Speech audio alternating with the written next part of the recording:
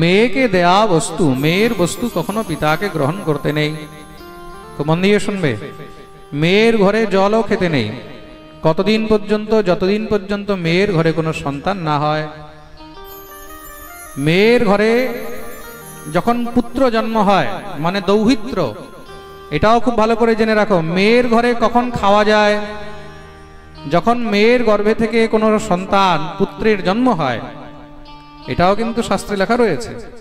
যখন দৌহিত্র জন্ম নেয়, দৌহিত্র মানে মেয়ের ঘরে নাতি, মেয়ের ঘরে নাতিকে কি বলা হয়? দৌহিত্র বলা হয়। কি বলা হয়? দৌহিত্র। তা দৌহিত্র যখন জন্ম নেয়, মেয়ের ঘরে যখন পুত্র হয়, তখন গিয়ে পিতা সেই কন্যার ঘরে জল গ্রহণ করতে পারে, তার গৃহে অন্ন গ্রহণ করতে পারে। যতক্ষণ পর্যন্ত কন্যার গর্ভজাত সন্তান হয় না, ততক্ষণ পর্যন্ত সেই গৃহে, সেই কন্যার ঘরে পিতাকে জল গ্রহণ করিতে। বলিয়ে ভক্তবৎসল ভগবান কি। ভগবান বললেন এখন কি উপায়? বলে প্রভু একটি উপায় আছে। বলে মণি তো এখন আমার হাতে নেই, কিন্তু কন্যা তো এখনো আমার হাতে আছে। তাহলে বলে আমি এই নিজের কন্যা আপনার চরণে অর্পণ করতে চাই। ভগবান বললেন বাহ, আচ্ছা বুদ্ধি খাটিয়েছ, নিজের মাথার বোঝা আমার উপরে হালকা করবে। জাম্ববান বললেন প্রভু, ভক্তের বোঝা যদি ভগবান হালকা না করে তাহলে কে করবে? আর আমার কন্যা কি সেই ভাগ্য করে আসেনি যে আপনার সেবা করবে? ভগবান হাসতে লাগলেন। জাম্ববতী মনে মনে সবসময় কিন্তু গোবিন্দকেই পেতে চেয়েছে। আজ তার মনের অভিলাষা পূর্ণ হল। ঠাকুর জাম্ববতীকে স্বীকার করলেন। বলিয়ে জাম্বতী রমণ ভগবান কি।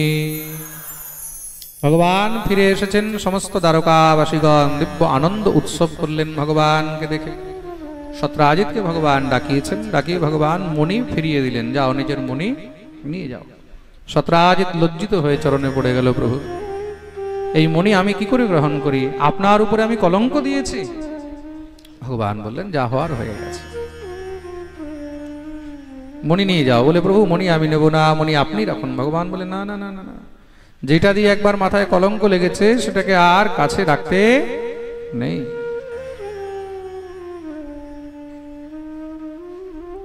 প্রভু তার মানে আপনি আমাকে ক্ষমা করলেন না? ভগবান বললেন যাও, তোমাকে ক্ষমা করলাম। তাহলে প্রভু আমি প্রায়শ্চিত্ত করতে চাই। কি প্রায়শ্চিত্ত করবে? বলে প্রভু এই মণি তো আপনি গ্রহণ করলেন না, কিন্তু আমার কাছে এর থেকে উত্তম একটি রত্ন আছে। কি? সেটা হলো আমার কন্যা সত্যভামা। আমি নিজের কন্যারূপী রত্ন আপনাকে অর্পণ করতে চাই। ভগবান ভগবতী রুক্মিণীর দিকে তাকিয়েছেন। ভগবান মনে মনে রুক্মিণীকে জিজ্ঞাসা করছেন দেবী কি করা যায়? রুক্মিণীও মনে মনে উত্তর দিলেন আচ্ছা, যখন 2 নম্বরেরটা এনেছিলে জিজ্ঞাসা করেছিলে, তখন তো একবারও জিজ্ঞাসা করোনি কি করা যায়। এখন 3 নম্বরেরটা আসছে বলে কি করা যায়। চলো ঠিক আছে, 2 জন আছে 3 জন হয়ে যাবো আর কি। ভগবান স্বীকার করলেন ভগবতী সত্যভামা ভগবানের যত পটরানী রয়েছে তাদের মধ্যে সর্বসুন্দরী। সত্যভামা পরমা সুন্দরী। আর সত্যভামা অনেক কিন্তু মানিনী, অনেক অভিমানিনী। ভগবান সত্যভামাকে গ্রহণ করলেন। বলিয়ে সত্যভামা রমণ ভগবান কি জয়। চতুর্থ বিবাহ হলো ভগবানের কালিন্দীর সঙ্গে। 5ম মিত্রবৃন্দা, 6ম নাগ্নজিতি, 7ম ভদ্রা, 8ম লক্ষণা। পরীক্ষিত প্রশ্ন করলেন শুনেছি ভগবানের আরো অন্যান্য অনেক বিবাহ হয়েছিল। বলে হ্যাঁ, কত? 16,100। বাকি অন্যান্য বিবাহ কিভাবে হলো? বলে এক অসুর ছিল, নাম হলো ভৌমাসুর। স্বর্গে আক্রমণ করে স্বর্গের সম্পত্তি ইত্যাদি হরণ করে নিয়ে চলে আসতো। ছোট ছোট যত রাজাগণ রয়েছে তাদের কন্যা, রাজকন্যাদেরকে হরণ করে নিজের কাছে বন্দী বানিয়ে রাখত। ভগবান শ্রীহরির কাছে দেবতাগণ এসে প্রার্থনা করলেন প্রভু এই দুষ্টের অত্যাচার থেকে মুক্ত করুন। ভগবান তৎক্ষণাৎ গরুড়কে ডেকে তার উপরে বিদ্যমান হলেন। ভগবতী সত্যভামা বললেন, প্রভু আমিও যাব, কেন সেই দুষ্টকে আমিও নিজের হাতে দণ্ড দিতে চাই। ভগবান সত্যভামাকে নিয়ে গেলেন। ভৌমাসুরের সঙ্গে ঘোর যুদ্ধ হলো। সেই ভৌমাসুরেরই আরেকটি নাম হলো নরকাসুর। সেই যুদ্ধের মধ্যে ভগবান তার উদ্ধার করলেন। তার গোবিন্দায় নমো নমঃ। নরকাসুরের উদ্ধার করেছেন সাক্ষাৎ ভগবতী। পৃথিবী প্রকট হয়ে ভগবানের স্তুতি করলেন। পৃথিবীকে নরকাসুরের মা, ভূমির পুত্র ছিল তো ভগবান। ভগবতী ভূমিকে বললেন, দেবী তোমার পুত্রকে আমি বধ করলাম, কষ্ট হয়নি তো? ভূমি বললেন, প্রভু কি বলছেন, বাপ বেটাকে মেরেছে, মায়ের কিসের কষ্ট হবে? ভগবান হাসতে লাগলেন। পরীক্ষিত বলছেন, ভগবানেরই পুত্র ছিলেন? সুখদেব প্রভু বলছেন, আজ্ঞে হ্যাঁ। ভগবান যখন বরাহ অবতার নিয়েছেন, সেই বরাহ অবতার দ্বারা ভগবতী পৃথিবীর গর্ভের থেকে খুব সুন্দর একটি পুত্র হয়েছিল, আর তারই নাম হলো ভৌমাসুর। ভৌম। কিন্তু বাল্যকাল থেকে বাণাসুর, সম্বরাসুর এইসব অসুরদের সঙ্গে ঘোরাফেরা করার কারণে সে মহা দুরাচারী হয়ে গেল। তার জন্যই তার নাম হলো নরকাসুর। ভূমি বললেন, প্রভু দুষ্ট গরু থেকে শূন্য গোয়াল ঘর বেশি ভালো। ভগবান থেকে বড় নির্মোহী কে হবে? সন্তানও যদি দুষ্ট হয়, দুরাচারী হয়, ভগবান তখন তাকেও কিন্তু ক্ষমা করেন না। তাহলে আমরা যদি দুষ্টতা করি, তাহলে ভগবান আমাদেরকে ছেড়ে দেবে? প্রেম সে বলো, যেই ভগবান নিজের বেটাকে ছাড়েনি, হ্যাঁ, অন্যদেরকে ছেড়ে দেবে? তার জন্যই ভগবানের এক নাম হলো নির্মোহী। কি নাম? কৃষ্ণ বড়া নির্মোহী হ্যাঁ। সমস্ত সব রাজকন্যাদেরকে ভগবান মুক্ত করলেন, বলে যাও নিজ নিজ গৃহে ফিরে যাও। সবাই গোবিন্দের চরণে পড়ে কাঁদতে লেগেছেন, প্রভু আমরা যাব কোথায়? যেখানেই যাব সেখানে তো আমাদের নিন্দা হবে, আমাদেরকে কে গ্রহণ করবে?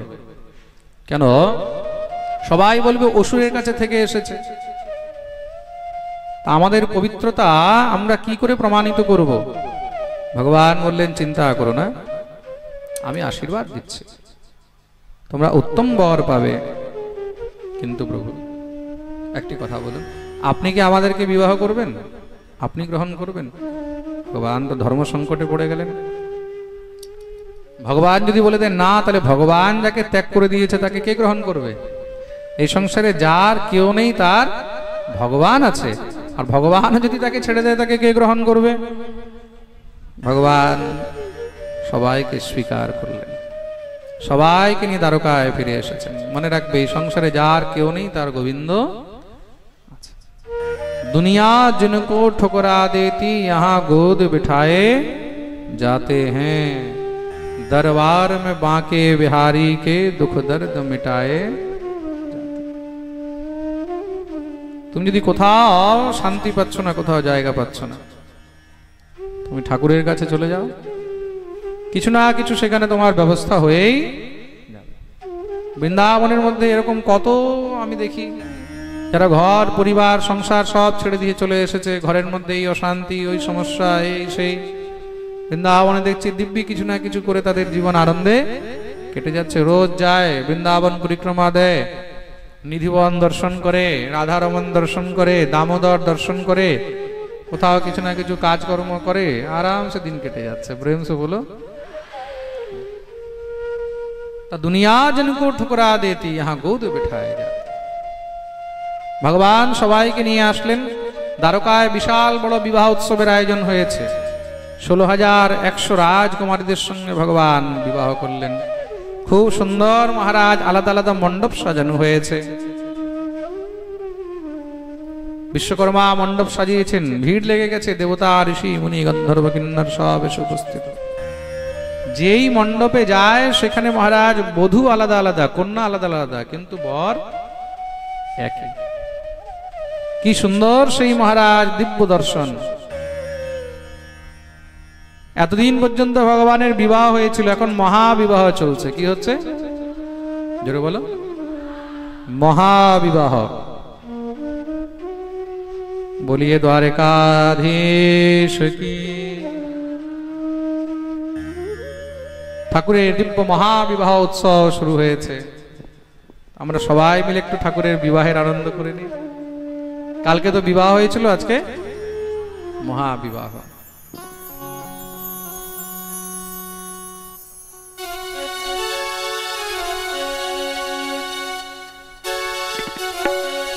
सावरी सूरत पे मोहन दिल दीवाना हो गया, सावरी सूरत पे मोहन दिल दीवाना हो गया, सावरी सूरत पे मोहन दिल दीवाना हो गया, सावरी सूरत पे मोहन दिल दीवाना हो गया, दिल दीवाना हो गया मेरा, दिल मस्ताना हो गया, दिल दीवाना हो गया मेरा, दिल मस्ताना हो गया,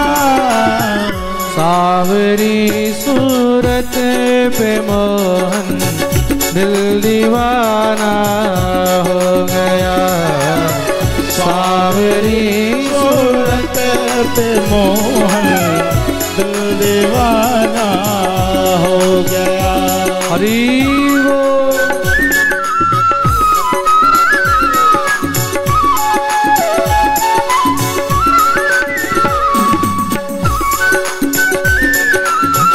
राधा रमण लाल की।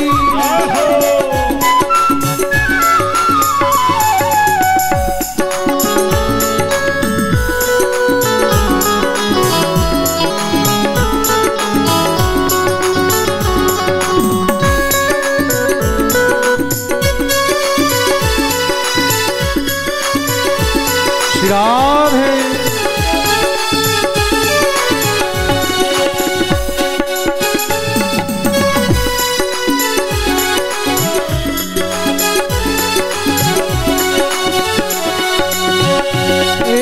तेरे होठ पतले दूसरी लाली लगी, एक तेरे होठ पतले दूसरी लाली लगी, एक तेरे होठ पतले दूसरी लाली लगी, होठ पतले दूसरी लाली लगी, और फिर तेरा मुस्कुराना दिल दीवाना हो गया, और फिर तेरा मुस्कुराना दिल दीवाना हो गया, दिल दीवाना हो गया मेरा, दिल मस्ताना हो गया, दिल दीवाना हो गया मेरा, दिल मस्ताना हो गया, सावरी सूरत पे मोहन दिल दीवाना हो गया, सावरी सूरत पे मोहन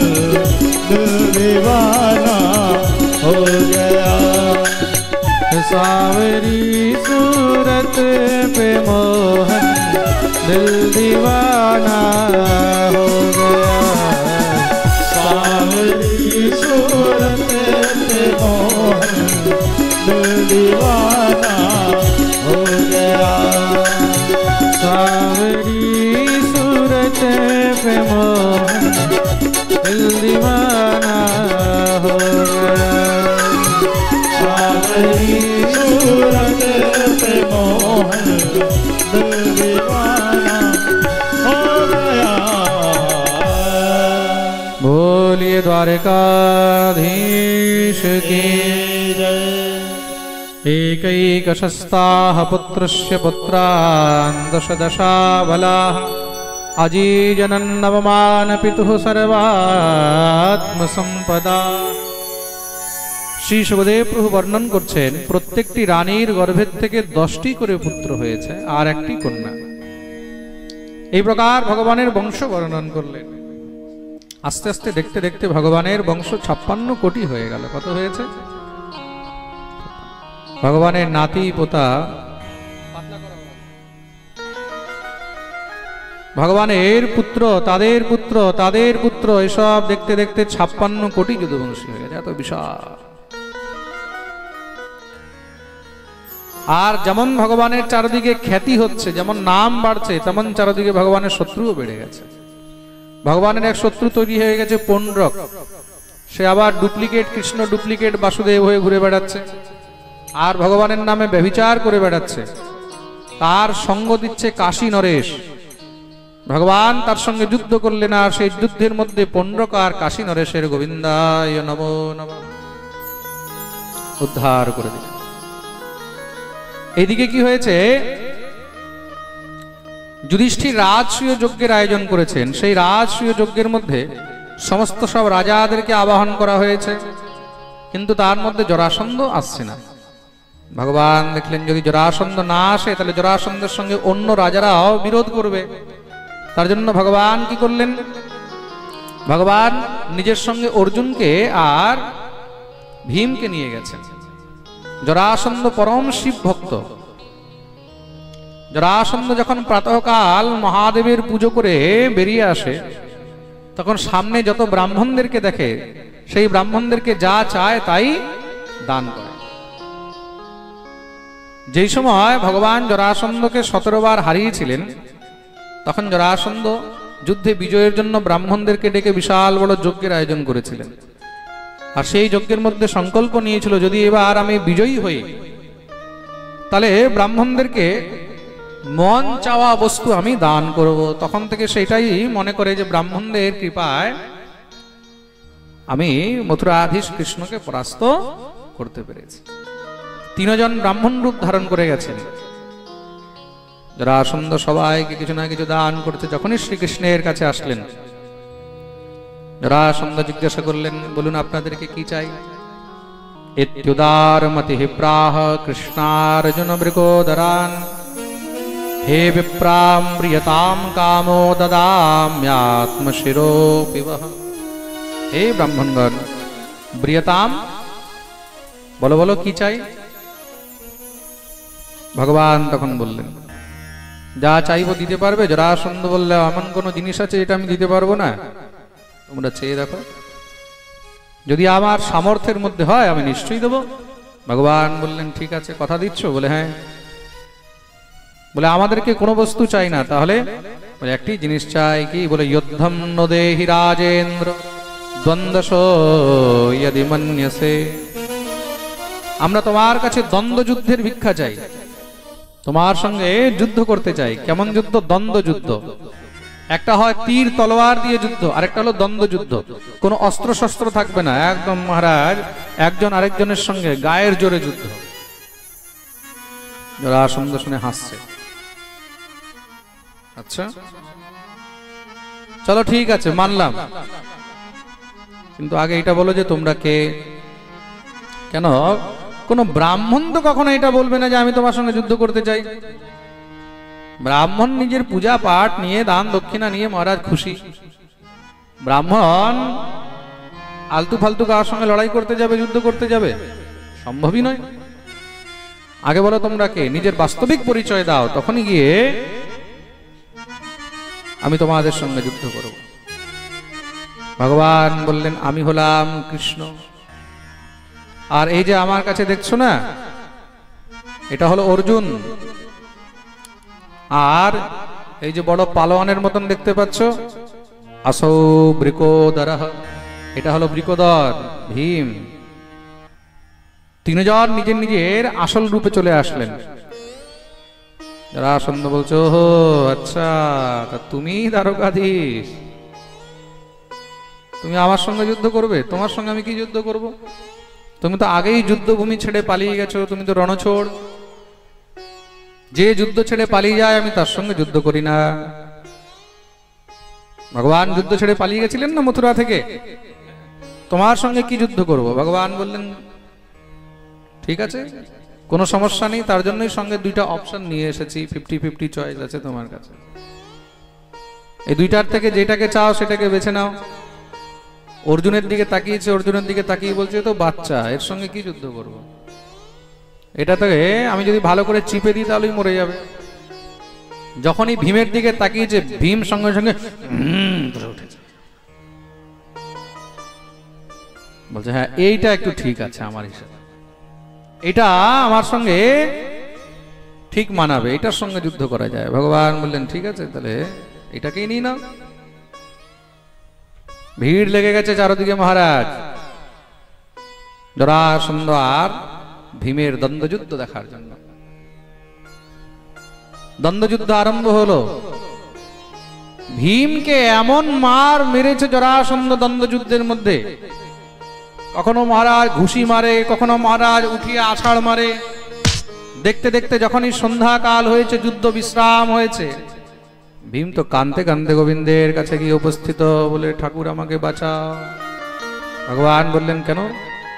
তুমি তো বলতে আমি মহাবীর মহাবলবান, এই সংসারের মধ্যে কেউ আমার সঙ্গে দ্বন্দ্বযুদ্ধে পারবে না। প্রভু ভুল হয়ে গেছে, আমি জানতাম না যে আমার থেকেও এত তাগড়া লোক আছে। জরাসন্ধ কিন্তু মহাবলবান।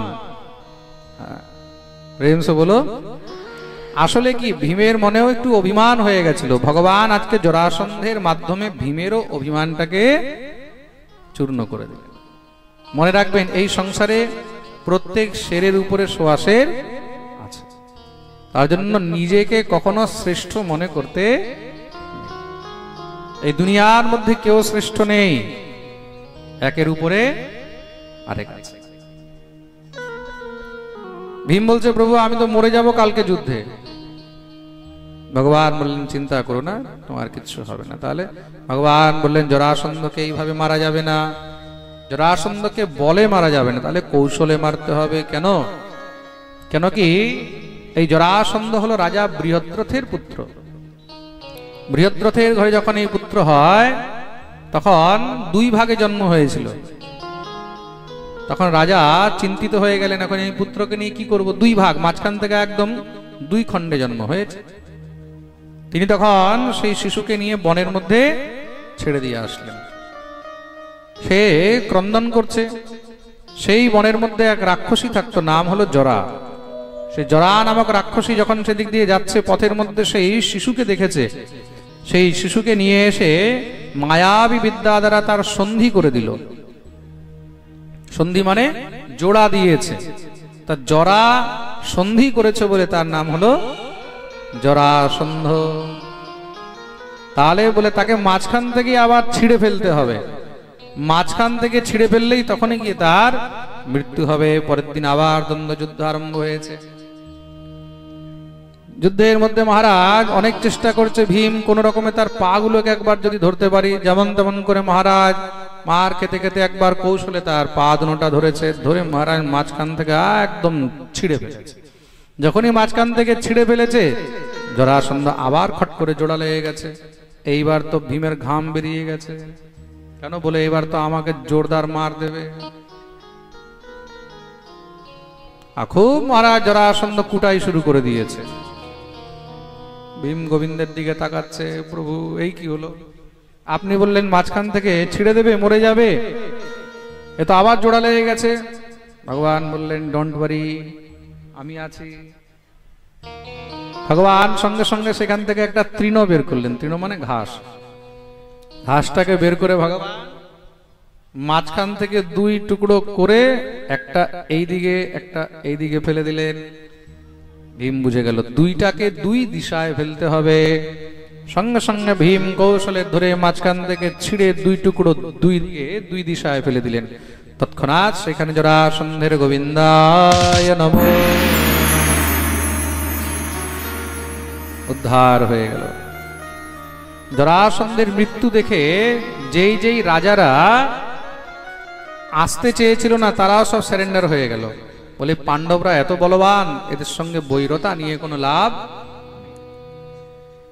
তখন ভীম জরাসন্ধের মুকুট নিজের সঙ্গে নিয়ে গেছে বিজয় চিহ্ন রূপে। জরাসন্ধের পুত্র চরণে পড়ে গেলেন দ্বারকাধীশের, প্রভু আমি মরতে চাই না, কৃপা করুন আমার উপরে। ভগবান বললেন ঠিক আছে, তাহলে তুমি সঙ্গে মিলে থাকো, কোনো সমস্যা হবে না। তাকে রাজা বানিয়ে ভগবান চলে আসলেন।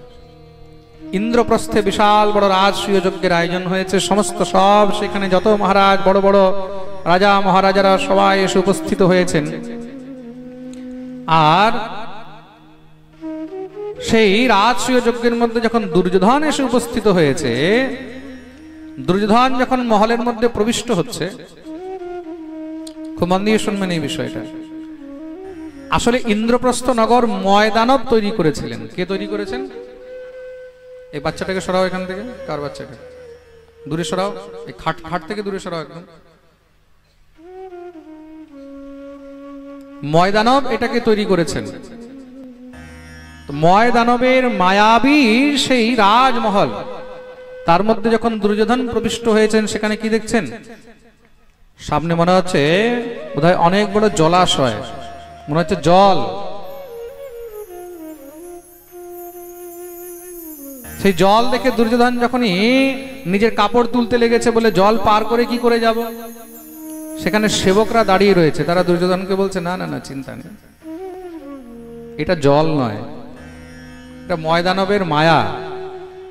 এটা এইভাবে এই মেঝেটা তৈরি করা হয়েছে, দূর থেকে দেখে মনে হবে বোধহয় জল। দুর্যোধন মনে মনে ভাবলো, আচ্ছা এমন অদ্ভুত, এমন জিনিসও হতে পারে। দুর্যোধন যখন তার উপর হেঁটে যাচ্ছে, দিব্যি মেঝে, একদম প্লেন জায়গা, দুর্যোধন দেখে বিস্মিত হয়ে গেছে, চললেন। বর্তমানেও কিন্তু এরকম হয়। বর্তমানে ওটাকে বলে 3D প্রিন্ট। আপনারা হয়তো অনেকে শুনেছেন, দেখেছেন। 3D প্রিন্ট যে হয়, আজকাল অনেক ঘরে ঘরে 3D প্রিন্ট তৈরি হচ্ছে। ফ্লোরের মধ্যে, ঘরের মেঝের মধ্যে, দূর থেকে দেখলে মনে হবে বোধহয় জঙ্গল, হ্যাঁ, নদী, ঘরের মধ্যেই এগুলো মেঝের মধ্যে এমন এমন মহারাজ প্রিন্ট করে দেয়। প্রেম সে বলো, আপনিও দেখে চমকে যাবেন। রাস্তার মধ্যে এমন 3D আর্ট করে দেবে, মনে হবে বোধহয় এখানে বোধহয় কোনো গর্ত আছে, কাছে গিয়ে দেখবেন কিছুই নেই। দুর্যোধন যখন এগিয়ে গেছে, সামনে গিয়ে দেখছে খুব সুন্দর উপবন। দুর্যোধন সোজা চলে যাচ্ছে, সেবকরা সঙ্গে সঙ্গে দুর্যোধনকে সাবধান করলো, মহারাজ সাবধান। কেন? বলে এটা জল। দুর্যোধন বলছে, আচ্ছা আমাকে পাগল মনে করে রেখেছে নাকি? স্পষ্ট দেখা যাচ্ছে কত সুন্দর উপবন, শুকনো জায়গা, আর তোমরা বলছো জল। বলে মহারাজ আমরা আপনাকে বলছি এটা জল, আমাদেরকে এই কারণেই দাঁড় করিয়ে রাখা হয়েছে জায়গায় জায়গায়। কেউ যদি কোনো ভুল করে তাহলে আমরা যেন তাকে সাবধান করে দিই, এই দিক দিয়ে যেন না, এই রাস্তা দিয়ে যান। দুর্যোধন বলছে দূর। বলে সঙ্গে সঙ্গে যখনই পা বাড়িয়েছে, আসলে সেটা জল ছিল, ধপ করে পড়ে গেছে। এইদিকে মহলের উপরে দ্রৌপদী দাঁড়িয়ে এই দৃশ্য দেখছিল।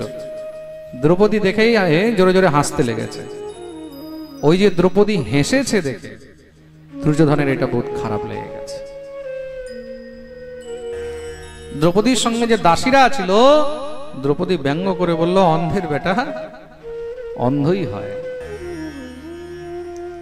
এই যে শব্দটা না, এই শব্দটাই কিন্তু মহাভারতের সূত্রপাত করে দিয়েছে। সেই দিনই দুর্যোধন মনে মনে প্রতিজ্ঞা করে নিয়েছে, সবার সামনে আমার এত অপমান, আমি যদি ভরা সভার মধ্যে দ্রৌপদীকে যদি নগ্ন না করেছি, যদি একে অপমানিত না করেছি, তাহলে আমিও কুরুবংশী নই। তার জন্যই স্ত্রী জাতিকে অনেক সাবধানে কথা বলা উচিত। প্রেম সে বলো, মনে রাখবে, ঘরের মধ্যে দুই ভাই ভাইয়ের যতই কথা হোক, মাঝখানে যদি ঘরের বউ ভিতরে ঢুকে যায়, ভাইয়ের বউ ঢুকে যায়, সেখানে যদি মেয়ে ছেলে কোনো কথা বললো, সঙ্গে সঙ্গে দেখবে ঝগড়া আরো বেড়ে যাবে। তার জন্য স্ত্রী জাতিকে অনেক সাবধানে কথা বলা উচিত।